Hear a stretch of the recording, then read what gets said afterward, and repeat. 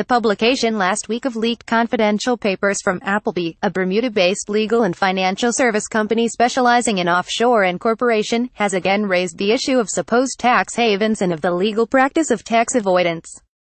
The Paradise Papers, as they have come to be known, shed light on the operation of what is today termed Britain's offshore empire, a collection of British overseas territories and crown dependencies, including Bermuda, the British Virgin Islands, Jersey and Guernsey, that accommodate a bespoke legal and financial services industry for overseas capital. Photo ICIJ. This is not new. As a young student I recall reading an essay by V.S. Naipaul that highlighted what seemed a post-war British policy for colonies with no potential for a self-sustaining traditional economy to become financial centers with the lure of low taxation. It was hoped that in time and as a more mature financial economy evolved, skills would prove the attraction and tax rates would return to normal. Naipaul saw this as foolishness, and warned of the problems that would lie ahead.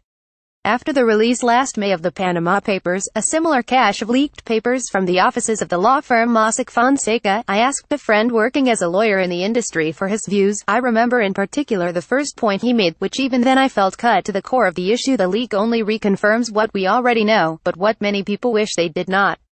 Then as now, what I believe most people find so disconcerting is not what has been exposed, but a sense that central to a system we actually value and cannot practically dismantle is an inherent gray area of contradiction between the law and ethics. A banner of the ICIJ investigation on Panama Papers. Photo ICIJ. A year and a half on, not one person has been prosecuted in association with the leaked Panama Papers. From what I have so far read of the Paradise Papers, I do not see any actual evidence that anyone has broken the law. This no doubt will be enough for those lawyers working in the industry to satisfy their sense of professional ethics.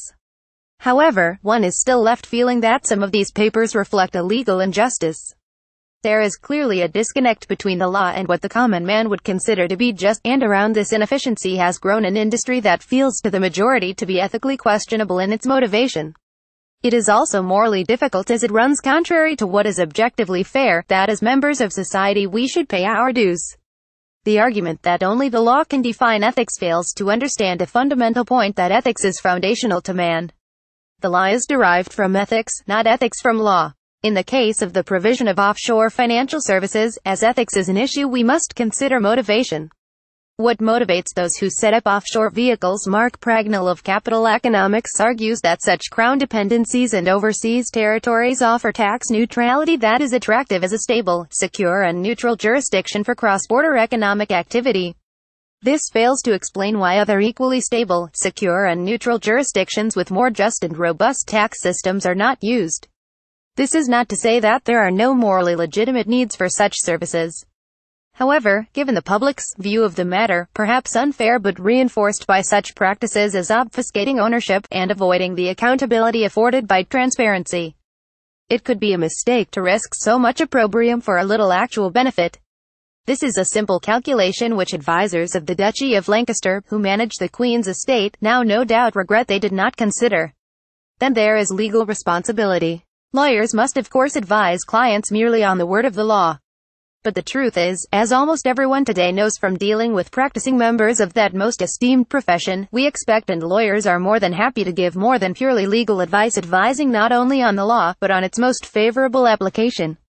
Michael Fallon. File photo Wiki Commons. And here again motivation must be considered, and a human judgment called.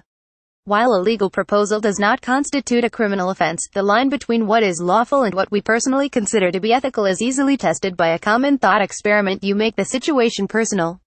For example, former British Defence Secretary Michael Fallon's wandering hand, though not illegal nor even considered by the journalist in question to be worthy of a genuine complaint, was nevertheless inappropriate. We could ask Sir Michael if he would be comfortable if it was his daughter who had endured the experience. Finally, we face a painful choice, which threatens a basic principle of the modern state and our personal sense of what is just.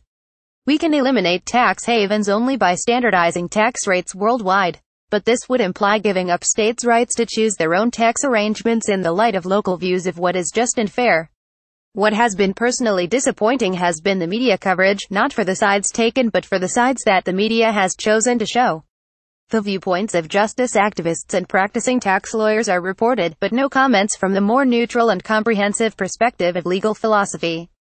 Today we have a vast library of knowledge, but often seems to lack skill in choosing what question to ask. I found my tax lawyer friend's opening line most insightful, though perhaps not quite in the way he intended. While we disagreed about many things, I do find myself drawing the same conclusion that the question we should be asking is not what do we do about supposed tax havens, but how do we legislate in our own jurisdictions to better represent what society considers to be just. In other words, how might we reform our own tax systems to cope with the existence of an international industry devoted to tax avoidance, and how can this be done without violating other standards and rights? Comments.